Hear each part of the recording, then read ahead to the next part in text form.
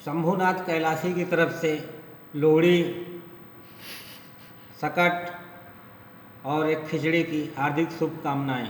आपको हम एक अवधि में कविता सुनाते हैं। तो इसमें क्या है, जात पात पे कभी लोग मुंह फुला लेते हैं, लेकिन ऐसा कुछ नहीं है। संबंध सूचक और जातवाचक ये सब शब्द कहने के लिए होते हैं और किसी को बुरा नहीं लगना चाहिए। आपको मैं सुनाता सुना।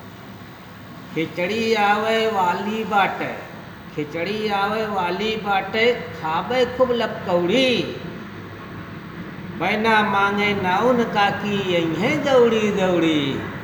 खिचड़ी आवे वाली बाटे, खावे खूब लपकौड़ी, बैना मांगे नाउन काकी यही है दौड़ी दौड़ी। ढूंढी तिलवा गुल्लैया लड़ुआ, बने सिंघाड़ा कै लपसी, ढूंढी तिलवा गुल्लैया लैया, बने सिंघाड़ा कै लपसी। देख अंजोरिया पूजा करी हैं रही हैं सबे मेहरियन बरती, देख अंजोरिया पूजा करी हैं रही हैं सबे मेहरियन बरती। होद भी नौखा जाए नहाबै, नानी नहाई है हर की पौड़ी, बैना मांगे नाउन काकी यही है दौड़ी दौड़ी। संकल्प खिचड़िया दादा कह के दई है पंडित का दान, हंस के पंडित चाचा कही है होए बचवा कल्याण।